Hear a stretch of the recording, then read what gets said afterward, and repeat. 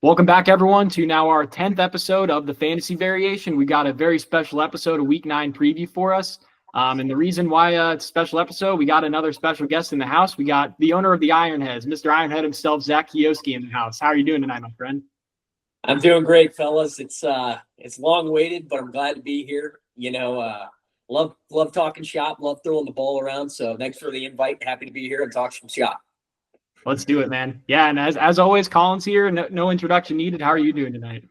I'm good, man. I'm excited to talk some ball. Yo's going to provide a lot of good insight here, so be a fun night. Yeah, and before we talk about the football kind of ball, let's talk about baseball a little bit, man. I see you rocking the Dodgers cap. How are we feeling? Dodgers up 3-0 when we're recording this. Hopefully they can get it done tonight. What do you think?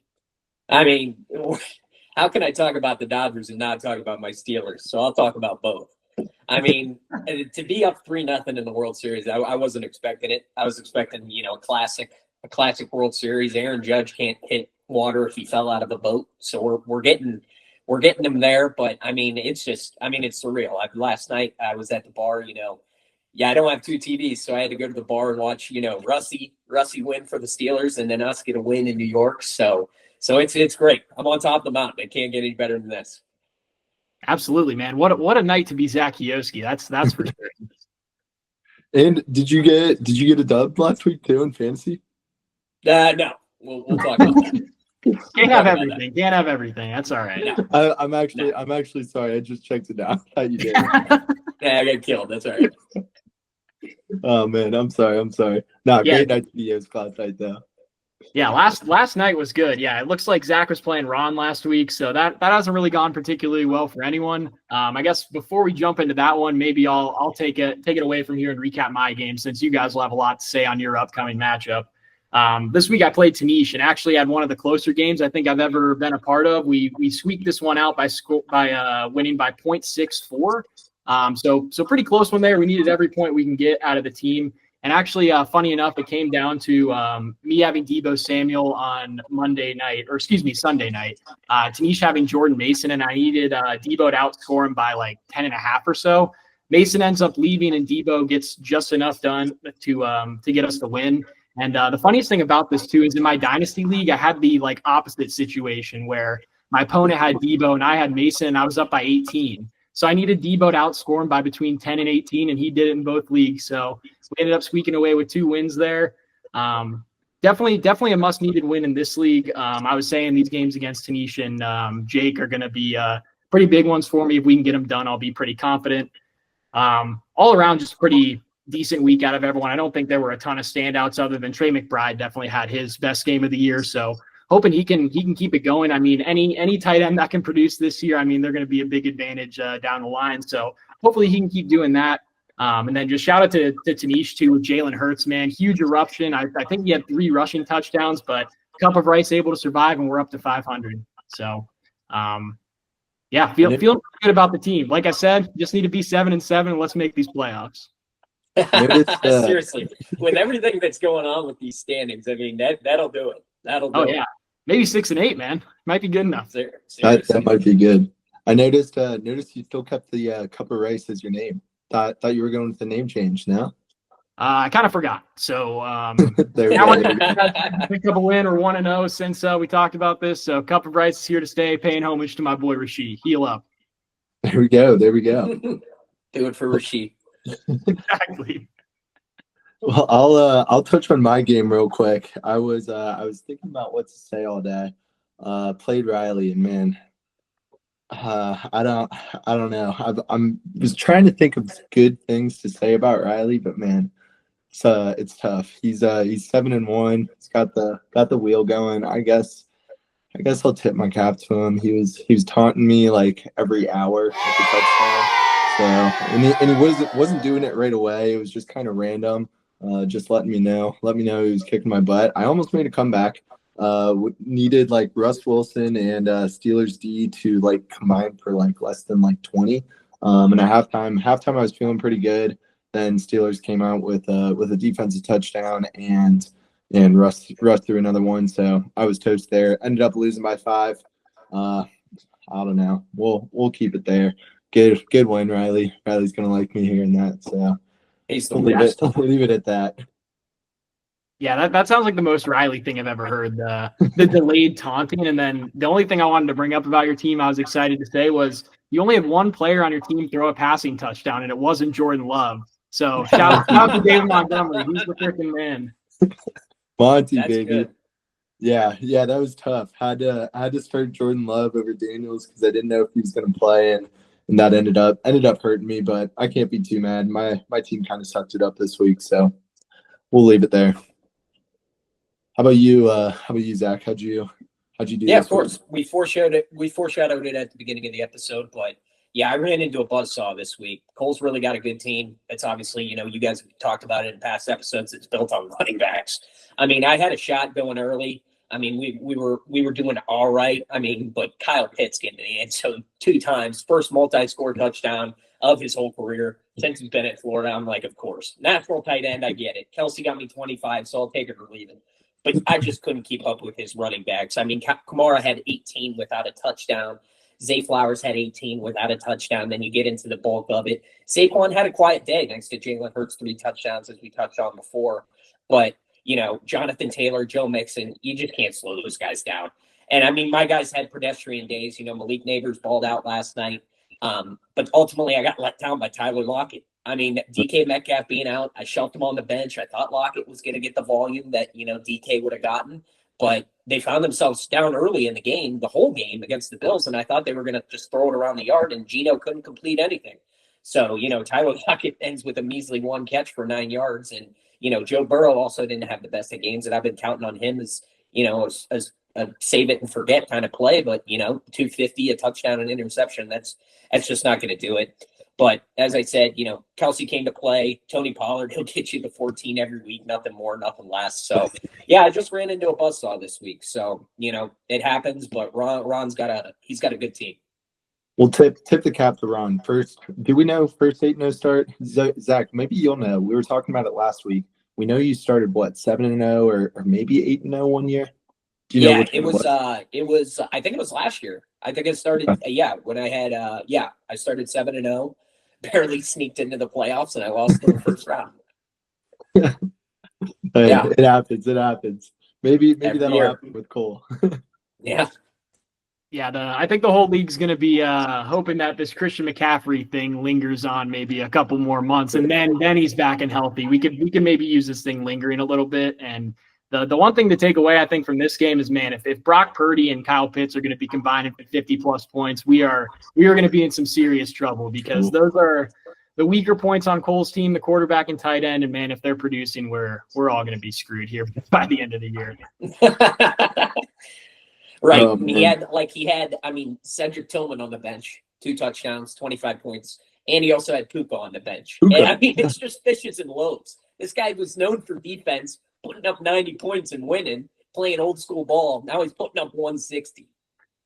Well, dude, and we were talking about, we've talked about J.K. Dobbins, who he traded Dobbins, I think, but then he got Tyrone Tracy too. I was looking at it. Tracy, I'm pretty sure, has one of the easier schedules the rest of the year. I mean, granted, Cole's probably never gonna play him unless he gets some injuries.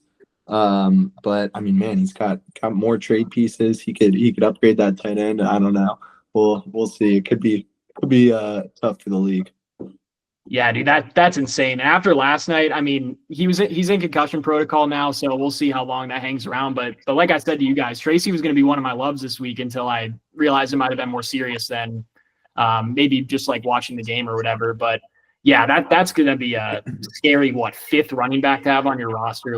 No one in the league's got 4 that are better than Tyrone Tracy. So sure, yeah. Right. Try to keep it going, Ron. We'll try our best to stop you. I still got one more try against this regular season, so we'll be ready to go. We're looking fairly healthy now, so that's the last thing you want to see if I'm Ron. There we go. Well, looking ahead a little bit, just at the standings, we got a ton of big matchups this week. We know me and YOSK play each other. We're both 4-4, and I'm not gonna lie to you, I am very nervous right now.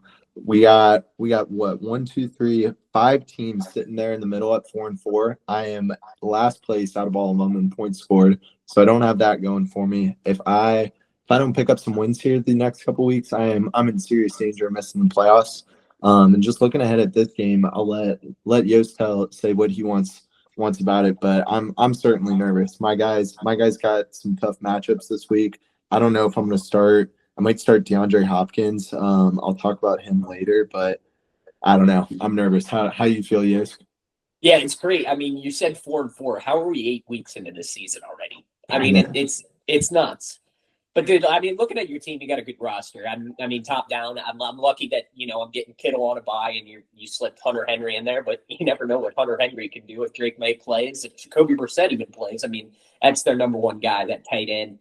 But Tank Dell. No Stephon Diggs, no Nico Collins. I mean, he's probably due in for a big game. And I look at your running backs. Monty's about a touchdown every week, but I wanted to ask you, what's going on with Brees? I mean, how do we feel about Brees? Dude, I don't know. I mean, he had the stretch where it was pretty good. Like he was horrible. Then they came back, stopped giving it to Braylon Allen. He looked like the number one guy again. Like awesome, super pumped about it. And then here we are again. It's just like, what are they doing there? Right. I don't know. I said this at one point in the year. It's like I don't really have any studs. And it's like I need Brees Hall to be that guy that can get me 20 points a game. And it's just not him. He's got another tough matchup on a Thursday night game this week. So again, I'm nervous. And you even said Tank Dell. Love that the receivers are hurt. I mean, hope they come back soon. I know Diggs is out for the year, but Tank Dell will be shadowed by probably by Sauce for a good amount of the game. So another tough matchup there. So I'm nervous. Right. I got pretty in middle of the road lineup. I've got a full lineup coming back. DK should be back, which I'm excited about. I am worried about, I'm worried if Kyler Murray finally is realizing that Marvin Harrison can catch the ball. Because, it's been off and on every other week. And God, he had a good game last week. So I'm just hoping that, he forgets about him and plays a little more Call of Duty this weekend. Absolutely. Yeah, definitely with you. I mean, you look at Kelsey. He's got a great matchup against Tampa Bay. Hopefully they don't blow him out. I mean, I got faith in Baker to keep that somewhat close to their still throwing. But then Malik Neighbors against Washington, who surprisingly isn't that bad. And then like Tony Pollard against the Patriots, dude, he might run for 150 yards and 2 touchdowns. So we will see. Yep, I hope so. I'm going back to the well. Of course, the 1 week I bench Ramondre after the 3-point London, stinker. He puts up 24 with 2 touchdowns last week. So I'm going back. Absolutely. Well, no offense. I'll be rooting against him. Hey, wouldn't want it any other way. There we go. Well, good luck to you this week. Other matchups around the league, we gotta have a couple good ones. I wouldn't say it's a good one here, but I think we got to start putting Dean on the win tracker here. We got a tough matchup against Riley this week at 7-1. Luckily, Diggs. Well, I shouldn't say luckily, like it's a good thing, but luckily for Dean, Stephon Diggs is going to be out for the rest of the year, so he won't be playing this week for Riley. We'll see if that's enough for Dean's team to get the job done. It honestly looks like his team's like healthy for what it is. So still doesn't look maybe amazing, but he at least has a fully healthy lineup going into this week. We'll see if he can pull off the big upset. He's at home, so we'll see if that helps him out this week. You don't want to play Dean at home. Come on. Yeah. Why not play spoiler? Exactly. And then I think for like playoff matchups, I mean, me and Nichols are playing, and then Elgin and Tanisha are playing. I think, as you said, Colin, we have 5 teams that are tied at 4-4. So, I mean, like Tanisha and Nichols only being a game or 2 out, like they're still right in the thick of things, trying to make the playoffs, and me and Elgin trying to get out of that 4-4 cluster that we have. And then Barrett's got a tough one against Ron coming up this week. So we'll see how he fares. If he can take down Ron, though, that'll obviously be huge, getting out with the win against him, and then also being in that 4-4 group, picking up that super important win. And anyone who's 4-4 can pick up a win right now. Definitely going to be huge come playoff time. Absolutely. And I guess one thing to add too, it's like if any of these 4-4 teams go for like 170 like this week, that's massive as well with the points there. I'll certainly be watching that. I need a huge week to catch up to some people. I think I'm down like 30 to the next guy. So definitely a little worried there. Oh, are you in that 7 spot right now? Yeah. It's not imagine not being good. in the playoff picture right now. That's crazy, bro. It's a log jam. Yeah, not what we want to see. But well, anyways, anyone else we want to kind of highlight? I think we pretty much touched on everybody there. I think next week might be a good week to highlight some people. The people who can pull off some wins this week and separate themselves from the pack. I feel like we might need to start talking about those teams when we get there. Certainly, and I know one of us, me or Tommy plays Nichols the week after, so we'll probably have Nichols on here too. We'll see what he can do if he gets the win here. He'll move up to 4-5. Could be interesting. All right, well, moving forward, I think what do we have next? You want to highlight our start sits real quick from last week? We're not gonna have any this week, but last week Tommy took it home with 2-1 against me. So yep, I can cover my wins, I guess. So the tough thing for Colin last week was the double dip on the Caleb Williams stake, and that backfired a little bit. I was surprised to see how low scoring that game was, because I thought the Commanders would be able to move the ball, albeit on a good Chicago defense, and then I thought the Bears would have, I shouldn't say no problem, because they've looked pretty rough this year, but against that Commanders defense, I thought that'd be a great week for them to kind of put it together with all their wide receivers healthy. Didn't come to fruition, and Caleb only scores 9.3. Then Kyler Murray in that high-scoring game against the Dolphins, which I'm probably going to say a ton of times since all my bets last week were on the Cardinals-Dolphins game. But high-scoring game, Kyler got 22, so he'll take home the win there. And then my other win ended up being Ricky Pearsall, the substitute for Juwan Jennings. We figured he might not play, so figured I'd throw Ricky Pearsall in there just in case. And he ended up outscoring Wan'Dale Robinson, albeit not by much, 11.7 to 8. Wan'Dale Robinson, I was seeing a lot of stuff on Twitter saying they weren't really throwing him the ball last night against the Steelers, so I can't really attest to it. I didn't watch too much of the game. But yeah, I end up lucking out because maybe they weren't giving him his normal 17 targets per game for a combined 35 yards. So ended up avoiding that PPR monster known as Wan'Dale Robinson, and Ricky took it home. Yeah, I'll tip the cap to you. You go 2-1. I think you're up a game now, or up 2 maybe. Yeah. So now I had who'd I have it be? Brian Thomas Jr. over Amari. I think Brian Thomas went for 15, and Amari got 1 catch. So that one was a no sweat there. But yeah, obviously going 1-2, not what we wanted, but we'll move on to next week. We'll probably have some start sits in a week or two. So. Yeah, dude, and I can't say I watched much of that Jacksonville game when it was on. It was on at the same time as the Lions, and then when that was over, I kind of just left the house for the rest of the 4 o'clock games, or the rest of the 1 o'clock games. So I didn't really catch the end of a lot of them. But Brian Thomas, I know, got hurt, and I don't know if it was during the game. So that's really tough if he outscored Amari Cooper by 13.5 and left the game more than a quarter early. So I'm not 100% sure, but man, Brian Thomas made some quick work out of that one, and Amari Cooper had a rough day, to say the least. Yes, sir. Well, we'll move on from there. No start sits this week, but we do have some love hates this week. I guess Tommy, you want to kick us off there? Zach, do you have 3 or 2? Well, Colin, let's hit our ones from last yeah. before we jump in. Yep. Yeah. 2 of mine were from the Arizona Miami game. I was all over that game. I was loving the overs for everyone. 1 hit and 1 miss. Marvin Harrison finishes as a wide receiver 4 with 23.1. We already talked about him a little bit, but it was good to see him get a lot of targets, and even against a good corner like Jalen Ramsey. I'm sure he didn't see him the whole game or whatever, which is kind of what I thought, but still probably took a good snap share against him and performed well. And then Jalen Waddle on the other side of things, I got to stop betting on him on this show because, man, he just continues to disappoint every time that he's brought up. He finishes as the wide receiver 47 with 8.5 points, so not great. I still like the outlook on Waddle going forward, so good news for you, Colin, I guess. I feel like they should just be getting better week by week, and he should get more involved. And then last one I had was Jalen McMillan. He was the wide receiver 39 when I picked him, and he finished as 44. So finished a little bit below, but I was still really disappointed. I thought 39 was way too low for him being the wide receiver 1 on a offense that's really looked good. And I know they were missing Godwin and Evans, but man, Baker's been slinging it and someone's got to get the ball. I just forgot to factor in that it was always going to be Cade Otton, and he just went off on National Tight Ends Day and didn't really leave a lot of crumbs for anyone else. And shout out to the running backs too. Baker did a great job of getting them involved in the passing game. I think they both finished with 5+ catches. So it really just seemed like they patched the hole in their receiver room by passing it to all the other position groups rather than just funneling it to McMillan like I kind of expected. So I still expect big things for him in the future, but maybe not his first week being like the full-time wide receiver one in this offense. Definitely.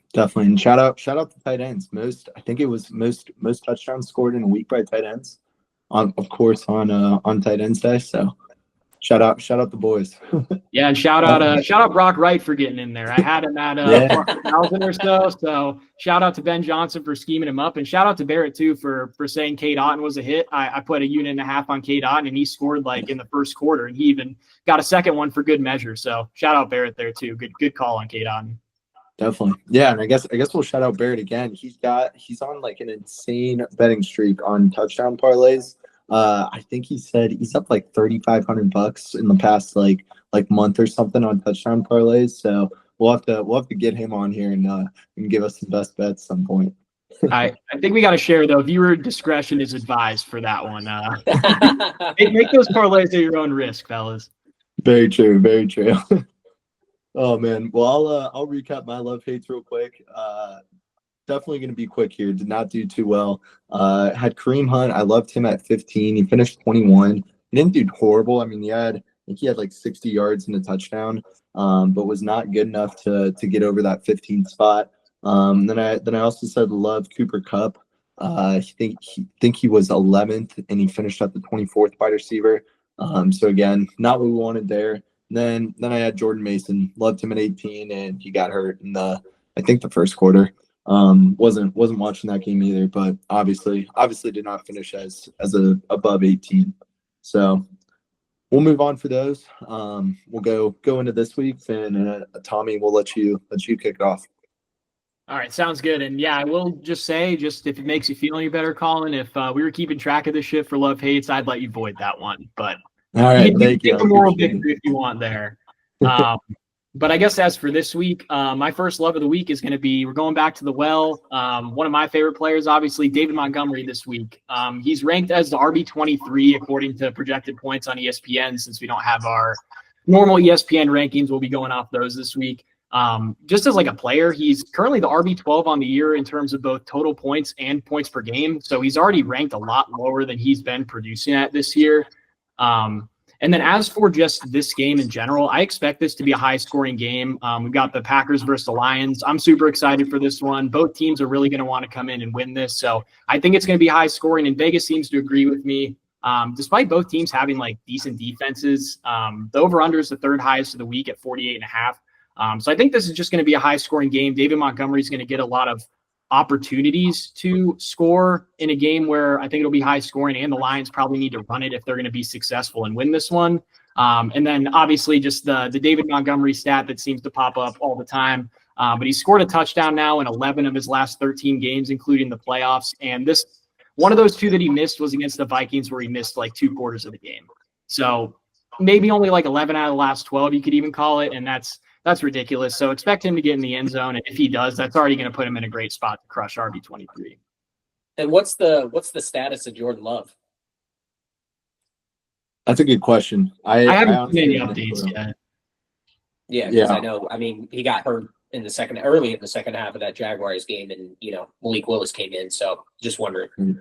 Yeah, I think last time I saw, it's just he avoided like major injuries. So I think he's just going to be week to week here. On the app, it still says questionable. So yeah, I hope he plays, because I mean, you got 6-2, you got 6-1, and that's a battle of the North right there. That'll be a good one. Absolutely. Yeah, I was gonna say, like, even I kind of want him to play. Like, I want to see how we measure up against the Packers. Sure. Definitely our main competition, and not only the division, but all of the NFC. So that should be a good one to watch. And if Jordan Love's out this game, I guess upgrade David Montgomery even more. I mean, we'll be expected to probably lead for a lot of that one if Malik Willis is playing. So that's going to equal a lot of handing the ball to David Montgomery and Jahmyr Gibbs. Yeah, man. And even if they're down, who knows? He might throw a touchdown pass here and there too. So could be good. Dude, actually, Ben Johnson, the way he's been scheming up against a rival like the Packers, man, I won't be surprised if he's in his bag. We might see some weird stuff come out on Sunday. It's no Jim Bob Cooter kind of offense. Don't ever mention those two in the same sentence ever again. Oh man. Well, I love it. I hope Monty goes for 30. Sure Zach disagrees there, but I like the pick. So moving forward, my first one, I got loving Bucky Irving at 34. This is a guy I've mentioned a few times this year. I just think he's better than Rashad White on the season. He's like the 25th ranked running back. They play Kansas City, who I believe is the number one run defense in the league, or maybe number one against running backs in general. And I see that, and I understand why he's so low. He's projected like 9 points. But I also see that as there's going to be opportunities for Baker to dump it to him. We look at his last 3 games reception wise. He had 7 for 40 yards, 7 catches for 40 yards, 3 catches for 54, and then 2 for 24. But in that 2 for 24 game, he had 14 carries for 81 yards and a touchdown. So I'm understanding that it's a bad matchup for him, but I like him. I like him to get a few catches there. And it's like 7 for 40. I mean, if you get that, he's already outscoring his projected points. And then you throw in a few rushing yards there, and I like him to finish above that 34 spot. Yeah, I already alluded to it earlier. Sorry if I stole your thunder a little bit, but No, yeah, no. they're starting to pass the balls to the running backs now without Evans and Godwin, it looks like, and they were already getting him involved before, as you just said. So yeah, I'd expect that to keep going up. Him to even get more carries in general, because Rashad White's super inefficient on the ground. So I wouldn't be surprised if Bucky starts taking more on the ground and in the air. 34 is definitely way too low for a guy that's probably getting starter-like volume. Definitely. I mean, you can't. Like, I think if I got the amount of volume that Rashad White got on the ground, I could average more than 2.5 yards per carry. He's terrible. He's terrible. And, don't get me wrong, he's great out of the backfield, but, I mean, Bucky Irving just gives him a spark that Rashad White just can't. I would compare Rashad White to Najee Harris. No. That's honestly Najee had 100 last night, 2 games with 100. Yeah, he's been putting up numbers. It's Rusty in that play action, man. It opens it up. Definitely. He's back, baby. And yeah, Colin, one other thing you got going for you is in my Dynasty League, I just traded away Bucky Irving in a Jalen Waddle deal. So you already know he's going to cook this week. So you got that locked in. Then, I mean, that means Jalen Waddle's going for like 2 then. Yeah, he's screwed. That's why he's not on my love-hate list. We're all good. Shoot. Oh, well. All right. Well, Zach, I know you got a couple love hates. Who you liking this week? Yeah, sure. We'll start with the love. Man, I've been loving how he's been playing. No pun intended. How he's been playing these last couple weeks, and it's Bo Nix. I mean, the Broncos are just 5-3, and no one expected him to be this good. I mean, people expected to be Bo Nix a day one starter, but he's slinging the rock, and Bo Nix from Auburn and Oregon. He gets in his own way with turnovers and whatnot, but he's been really toting the rock these last couple weeks, and he's got a really favorable matchup. He's going on the road to the Baltimore Ravens, which, you'd think as of the couple past years that the Ravens have a stout defense. That's just not the case. They're giving up the 3rd most points to QBs this year. And last week, giving up 303 touchdowns to Jameis Winston, who was fresh off the bench. I mean, they can't go to park car right now. And I like Nick C to, keep it up, keep things rolling for the Broncos and have a good game. And he's had 20 points 3 out of his last 4 games. And I really like him. Now to my hate. This one was a pretty easy one. And it pains me to say it because he's on my team, but it would probably be Tyreek Hill. Going to Buffalo, I don't feel quite confident yet with Tua yet in that connection. They combined for 7 catches last week, 90 yards, which good, but against those Bills, I mean, they just have Tyreek's number. He's had 3 or fewer receptions in 2 of his last 3 against Buffalo. Granted, 1 was without Tua. And I'll just read some of the last 5 games as a Dolphin against the Bills. He's had 2 for 33, 9 for 69, 3 for 58, 7 for 82, and then 3 for 24 with 2 combined touchdowns in all those 5 games. So they've just got his number, and I think they repeat itself. And I look for Waddle to come pick up some of the slack, but that would probably be my hate of the week. Definitely. Yeah, I was looking at Tyreek too. I was scared to hate him just because it is Tyreek Hill. But that was definitely one that I was looking at. That's kind of insane that he's had, what you said, three or less catches in the past few games against them. It's nuts. It's crazy. Yeah. For a guy, he's projected as a top just outside the top 5 receiver this week, and it's just I don't see it. I'd love to see it, but I don't see it. Absolutely, absolutely. Yeah, and then your boy Bo Nix. He's the ninth ranked quarterback this year in fantasy Who would so have far. thought? I mean, he's That's on our that's waiver crazy. wires right now, and he's projected. He's right behind Kyler, just ahead of Burrows in this week's projection. So it's crazy. Wow, wow. Well, I like it. I like it. We'll see what you can do there. Definitely hoping Tyreek finishes outside that top six. Yeah, I'd always be concerned betting against Tyreek Hill, I guess, but I want to talk a little bit about that Bo Nix one, I guess, because yeah, I feel like he's definitely rated like appropriately. Like you might think seven's like a little bit too high, kind of just on the surface, but he's been playing great football as of late, as you've said, and yeah, that Ravens defense just has not been up to par this year, and it burned me a couple weeks ago thinking that I don't know, they've only played good teams, like they're still a good defense, and Baker completely torched them when I said I didn't really like him that week.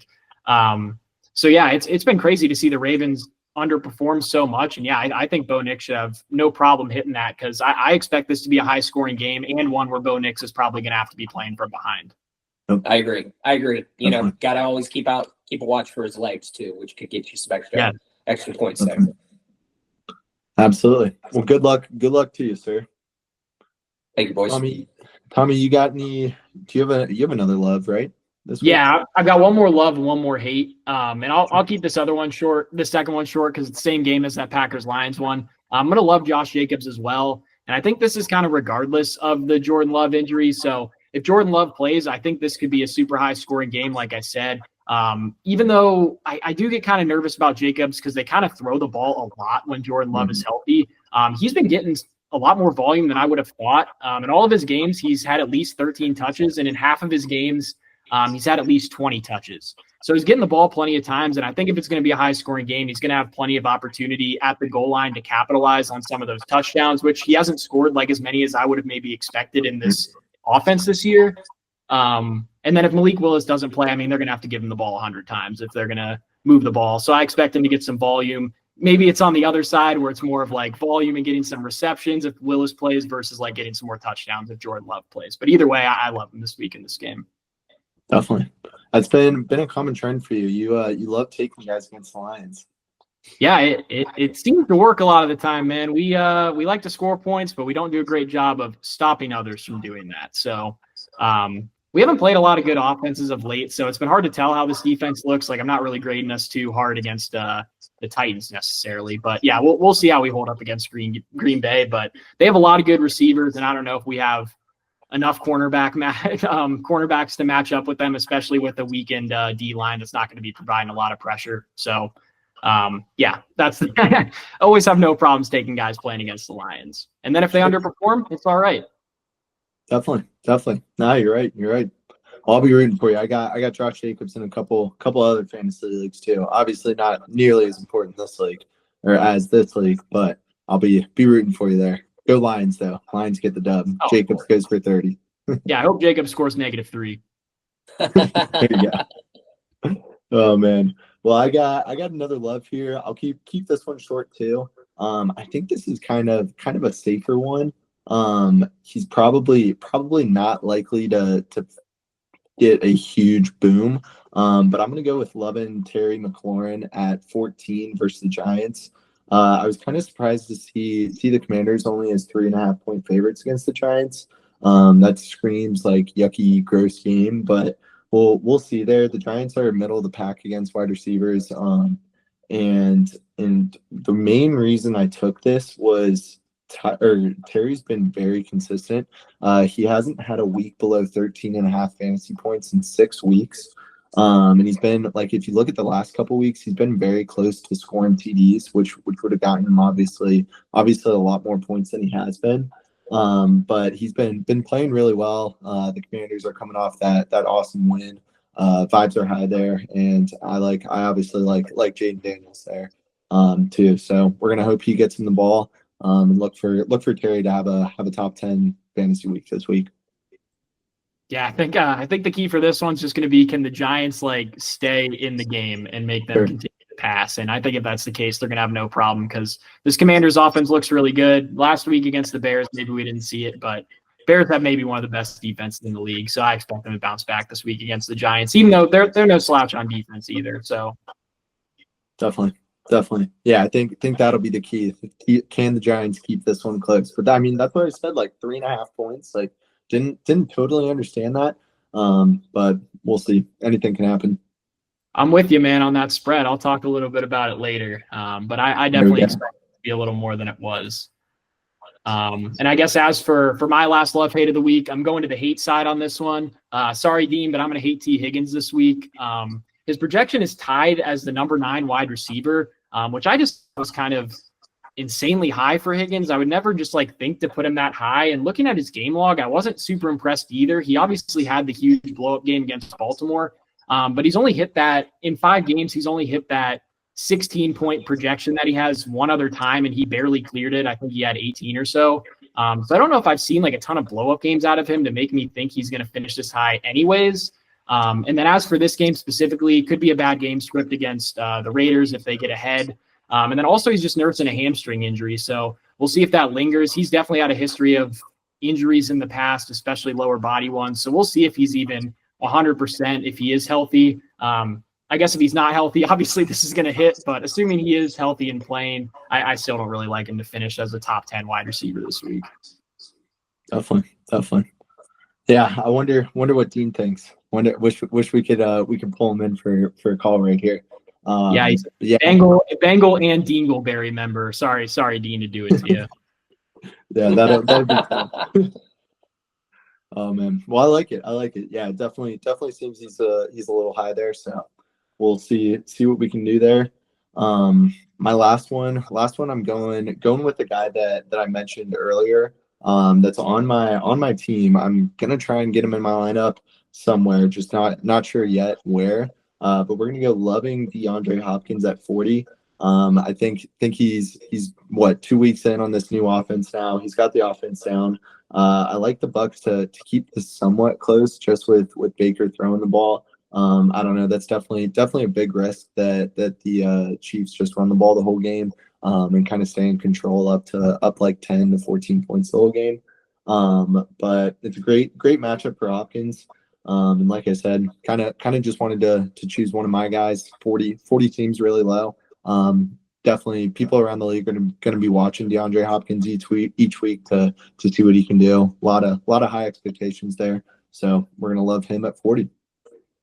Yeah, I love that. I mean, one of my favorite receivers. I still think he's got it. I mean, you go to Tennessee as a receiver, you go there to die. So I'm glad he got out of there. And yeah, I think, with Mahomes throwing it around, I think, I'm definitely worried about him being in your lineup this week. Definitely. Who do you want me to start him for? You want to make the call there? Yeah, I'll pick somebody. All right, you can text me before the week starts. Yeah, well, there's no chance of that happening. Oh man. Dude, this is gonna be an interesting game. I'm having a hard time figuring out like if it's gonna be a high scoring game or a low scoring game because dude, Baker Mayfield just continues to sling the rock. Now he's got to face the Chiefs defense, and I know the Chiefs offense has been pretty bad this year, but you already know like any given week they could really erupt and score a lot of points. So I could see this one really going either way. And yeah, Hopkins at 40, it's probably hard to say. Like I feel like I could see him finishing way above that. I could also see him finishing with like 1 or 2 catches. So this one might have a wide range of outcomes. But I'm really pulling for him because I was advocating big time for saying you got to steal off the waiver wire for 17% of the fab on him, which I thought was super, super low. So we'll see if maybe the rest of the league was right, not bidding that much money on him. And maybe me only having $8 left saved me if he ends up not being a big time waiver pickup for you. Yeah, and I didn't even know he was on waivers. So there you go. That's tough.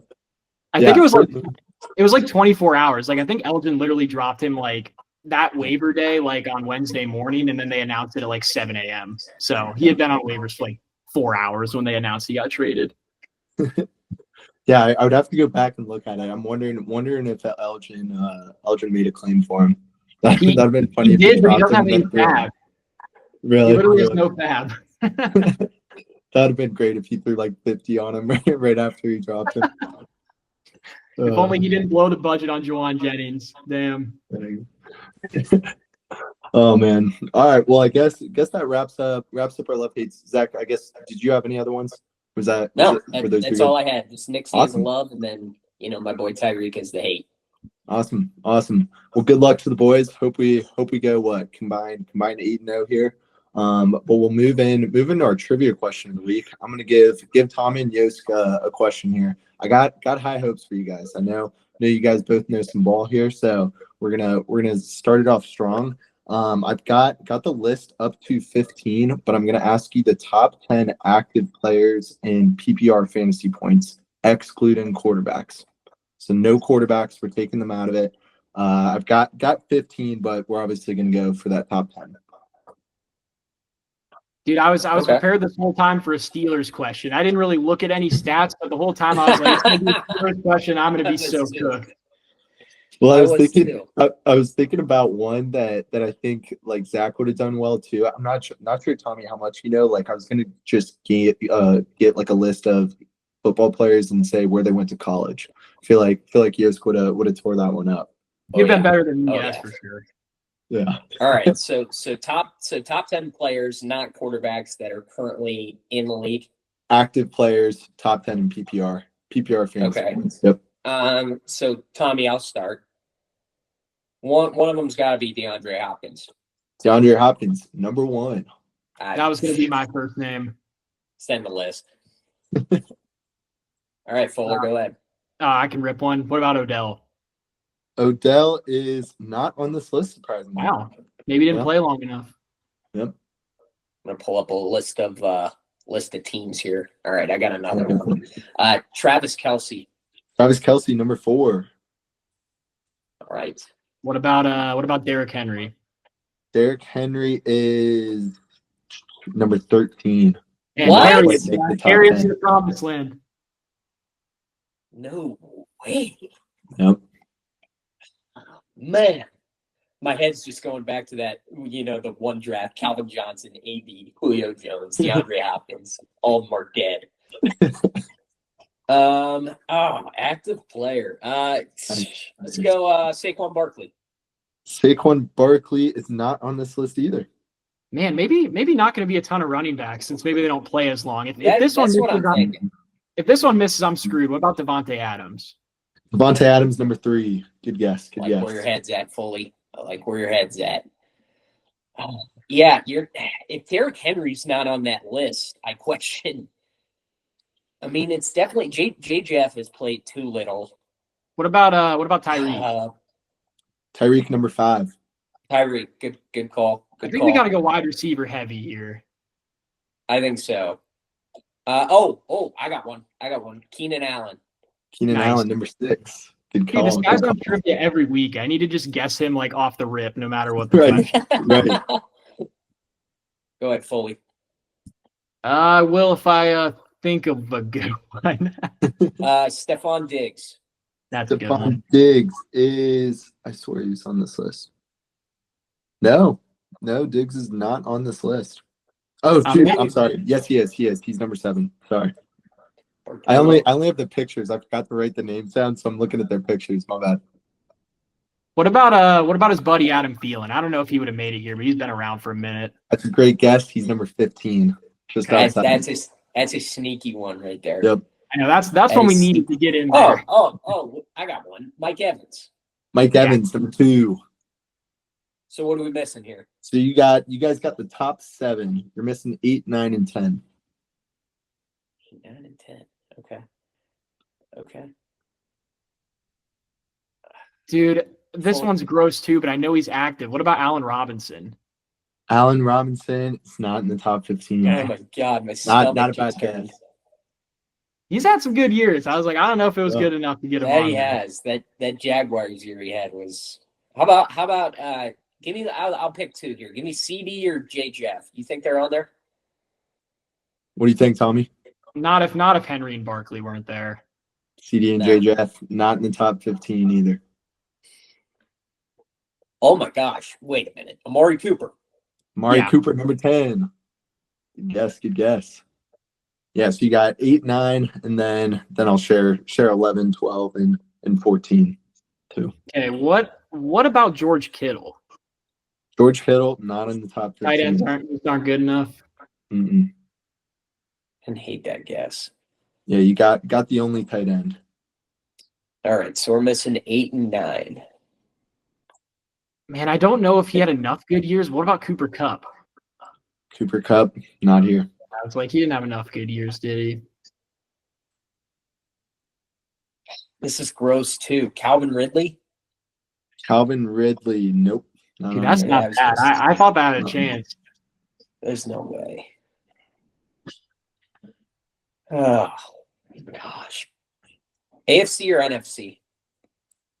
Let me double check. They should both be NFC. Yep, both NFC. NFC. Like, I don't think AJ Brown's gonna be here, is he? AJ Brown is not on this list. I don't think so. The hell?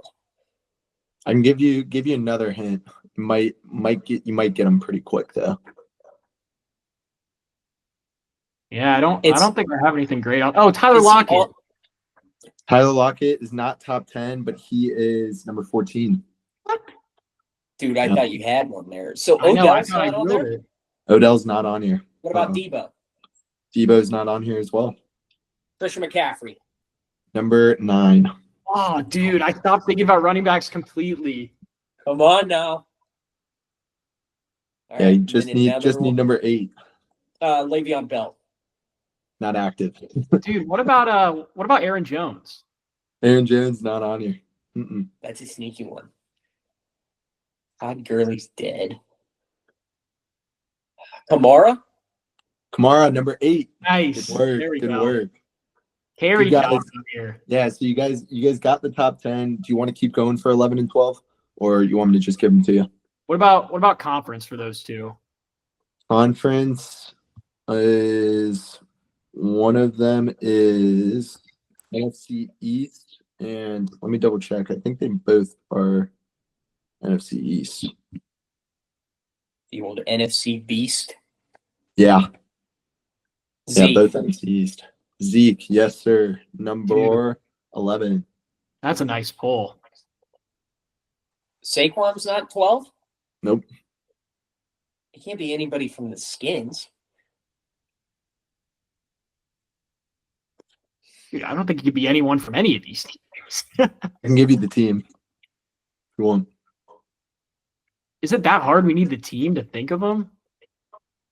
I had to double check what team he was on. He's on the NFC East right now. He's on the NFC East right now. Or he's in the NFC East. In the NFC East, yep. It can't be a tight end. It's not a tight end. It's not Ferguson. tight end. It's not. It's a wide receiver. Give you that.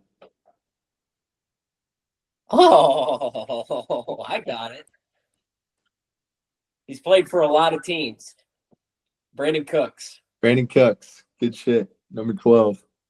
Damn, dude. I don't know if I ever would have gotten there. And he's hurt too. So all I was thinking of was all I was going through my head was CD and Tolbert and Jake Ferguson. I was like, can't be any of them. Man.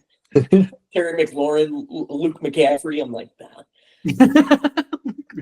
That was a good one. Those were tough. Some of those guys were tough. Yeah, nice job, Zach. You carried, man. I was definitely off my game today. Be ready to go in 2 weeks.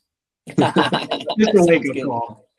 Yeah, Zach, I don't know if you saw last week. Tommy had probably as close to a perfect trivia as you can last week. Is that right? It's old news. Terrible trivia today. That's all I can think of. Focus on the now. Yeah, exactly. On the next week. All right. Well, we'll wrap it up here. We got some best bets for this week. Had a decent week last week. Tommy, I'll let you start with your winners from last week. Decent is an understatement, man. I was smiling year to year when both these games hit the over. Took our 2-10 record now to 4-10. So we're on the way back up. We're eyeing down only being 5 units after this week, so we're feeling good. I've already talked a little bit about the Cardinals Dolphins. Ended up being a pretty high scoring one. I believe it finished 29-28. So it was fairly early in the fourth quarter that they ended up hitting the over, so we didn't really have to sweat that one. And then the Eagles and Bengals over 47.5. The Eagles really just started to pull away with it in the second half, so they made that not a sweat either. So it was nice to see 2 bets hit, and I didn't really have to sweat them out too bad. We'll be looking to build on it this week. Let's see if we can keep it going. Definitely great week for you there. I'll stay with that Bengals team. I had Eagles team total over 23.5. That one hit I think in the third quarter. So pretty happy about that one. We'll get the gross one out of the way. Caleb Williams over passing yards. That was a donation to the sports books. I think he had like 18 yards in the first half, so didn't want to see that. That was rough. And then my other one was Mixon against the Colts. 80 yards. Hit that. I think he had like 90 something there. So we'll take the win there. 2-in-1 week. Can't complain. Hey, you're not gonna shout me out for being the one that took the Mixon bet? Yeah. I forgot about that. Yeah. So I said what? I would take him over whatever amount of yards, and then I was on planes all morning and forgot to bet it. I saw it was like 2:00, and I was like, oh man, I didn't even bet this yet. Yeah, So. I think the line finished at 78.5, and I ended up just taking the 80 plus. So that 1 yard ended up not being the difference. So all good. And we'll chalk up a unit for you after that. There we go. Appreciate Good week, fellas. Hell yeah. All right. Well, who wants to start us off? YOSK, you want to start us off? I'll lead us off. Yeah, I got one best bet this week. It's gross. I saw it. I saw the line right away. It jumped out to me. It screamed Vegas. It screamed rat line. And that's Jets money line. They're laying 2 at 2-6, playing against the AFC South division, leaders in the division, the Texans being at 6-2. It makes absolutely no sense, but when you look into it, it makes a lot of sense. It's a must win for the Jets. The Texans are up 3 games in their division. I think this is a game that they could afford to lose. This is their 4th game in 19 days with 3 of those coming on the road. And I'm just not sold on the Texans. I'm really not. Obviously they have Diggs out. They have Nico Collins out. But, week 4, they lose 34-7 at the Vikings. Don't even compete. Last week, they barely scaped by the Colts, who I think Anthony Richardson might have completed 2 passes. I'm just not sold on him. So my prediction, Jets money line, -128. I'd lay the 2. But I think Rodgers gets the guys right at home. And I think it's a winner go home for them. So I think they show up. Absolutely. Talk about gross. I mean, Jets money line against Texans makes no sense. But hey, those Thursday night games, you never really know. And like we talked about, it's like all they got is Tank Dell. I mean, yeah, they can rely on Mixon, but Tank Dell is probably gonna be shadowed by Sauce, so could be a yucky one. So yeah, and last year they were at the Colts, or at the Jets, I should say, and they lost 30-6. Granted, CJ Stroud was a rookie, but they lost 30-6 to the former Zach Wilson. So just throwing that in there. It's going to be gross. Hold your nose, but we'll get through it. I like it. Dude, the NFL said that, by God, you're going to watch Jets football this season and you are going to like it, man. What number night game is it for them? Like 3 or 4? We got to stop with this nonsense. And I really like that pick. I actually did see that one yesterday, and it was only, I think, +1 yesterday. So it seems to be moving a little bit in the Jets' favor. But I like that one. Like you said, a must win. And the Texans I already wasn't sold on, and now they're missing their top 2 weapons. Like, that's going to be a problem. The only thing you have working against you is that my mom has cursed the Thursday night bets. They have not hit since she said she doesn't like us picking Thursday night games because the pod's not usually out.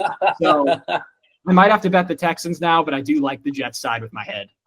I'll try and get this out before the game starts, so it won't be cursed. Perfect. Well, I guess I'll share one of my best bets real quick. This one's another gross one. I got Ravens -9. You look at this line and you're like, I don't know. I mean, the Broncos are what, 5-3, 6-3. Zach likes Bo Nix this week.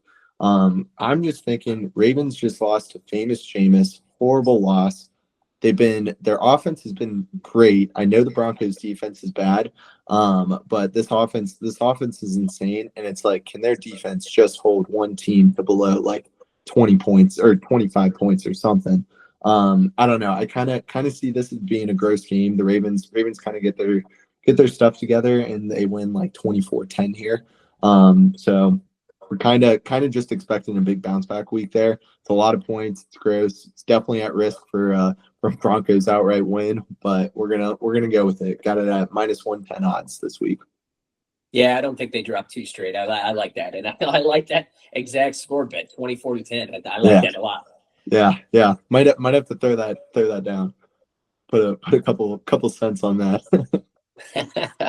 Well, I guess that's not good news for my first bet then of the week. You guys are saying like 24-10. That sounds like 34 total points, but I actually like the over in this game of 44.5 for the Broncos-Ravens game. Zach made a great point of it earlier. This Ravens defense does not look like the Ravens defense of years past. They've been giving up a lot of points to everyone, and I feel like I'm finally sold now on them not being good after Jameis Winston completely cooked them off the bench.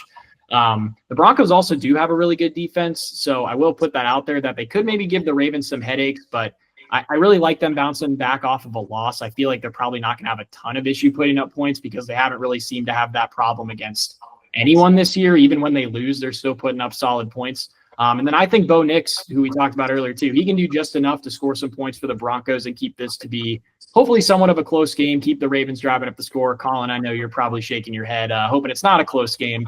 But that should help my over bet. And yeah, Ravens offense, and I think the Broncos offense should be pretty solid against this Ravens defense. So I like both offenses to have a pretty solid day. Definitely. I just had a vision. Derrick Henry's going to run for about 400 yards and score 5 touchdowns. Ravens are going to hit this on their own. So we're gonna both be real happy next week. And then I'll whoop your ass in fantasy. It'll be perfect. Oh my God, you have Derrick Henry too, don't you? Oh man. No, I think I was seeing the wrong thing. Justice Hill, breakout game. Oh man. All right. Well, I got one more best bet for us. Again, this one's not out, but we're gonna go Kyron Williams 100+ rushing yards. I'm really doubting his line is that high. I'm expecting it to be pretty high, whatever it is, 85, 90. I'm gonna go with 100+. Hopefully get a plus odds bet here. Obviously, like I said, the odds are to be determined. But Seattle gives up 130 rushing yards to running backs this year. Last couple weeks, Bijan and James Cook, both good running backs. I agree, but both of them ran for over 100 yards and scored TDs. So I'm gonna go 100+. Hopefully get a little juice there and get my record back where it should be. Yeah, I love that bet. I mean, right now they're +1.5 on the road at Seattle, but I mean, we see what that offense can be with Puka and Cooper Kupp on the field. I mean, they're in McVay coaching. I mean, they're live, so I could see that line moving in their favor really soon. Definitely. Yeah, that's a great point on the offensive side. I mean, he's going to get a ton of opportunities, I presume, to score touchdowns playing in this offense that's led by Sean McVay and with all their playmakers back now. And then as for the Seattle's defense side, I saw what they looked like against the Lions in week 4. Not great. So yeah, I like Kyron Williams and probably almost anyone in this offense to have a pretty good day against Seattle. Definitely. No more Cooper Kupp bets from me. It's been unlucky. Nah, he's banned. All right. And taking it into my last bet of the week, and maybe this wasn't the best idea considering the overs have been more of the play of late, but I'm going to go back to a line this week, and we already talked about it a little bit earlier. I like the Commanders covering 3.5 against the Giants.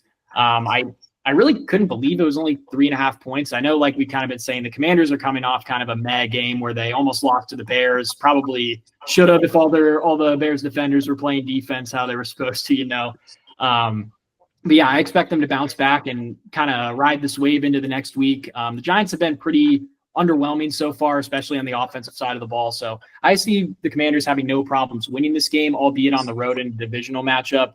I really wish it was 2.5. I'd feel a lot better here, but I still think they should take care of this one pretty easily and get it done by more than a field goal. Absolutely. Yeah, just saw another vision, actually. Jaden Daniels is rushing for 2 touchdowns, and he's throwing 2 to Terry McLaurin. All right, cut the shit. Cut the shit.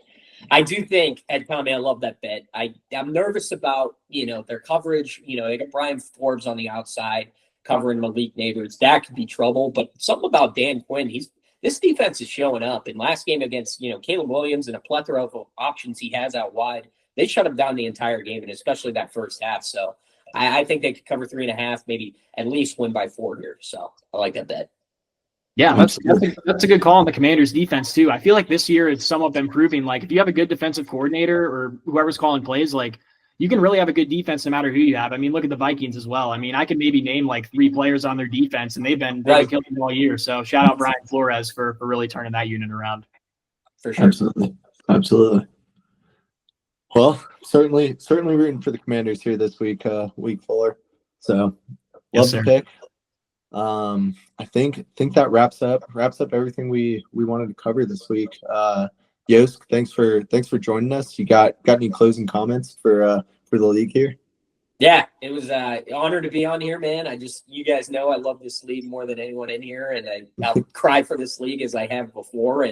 But I just appreciate what you two guys are doing and providing the insight into such a great league and the history of this league. So thanks again for having me on, and hopefully I can be on soon. Absolutely. Wish you the best of luck this week. I have a feeling you might be upset after this week, but we'll see. Hey man, if the Dodgers can sweep the Yankees tonight, you could have the win. Just take it. There we go. There we go. Yeah, dude, that's what I was gonna say as my last thoughts. You forgot to talk about the Dodgers, but you can't really talk about the Dodgers without talking about how lucky they are they didn't have to play the Tigers this playoff. So maybe well, a different story if you made it. I saw a meme last night, and it was something, a fluky picture, but it was like, God, the Yankees when they have to play the AL Central versus anybody else. Literally. So yeah, hopefully we can close it up in New York tonight in the Bronx and get us our 8th World Series. Hell yeah. Best of luck to the Dodgers. Best of luck to the Steelers. Best of luck to the Lions. Colts are going to need a lot of luck going. Yep. Don't know Steelers are on the bye, so I'll be enjoying this week very, very much. Well, there we go. Well, Tommy, you got anything else you want to add? That's it. Go Dodgers, baby. Awesome. Well, we'll see everybody next week. Probably have Jake Nichols joining us again. So looking forward to it.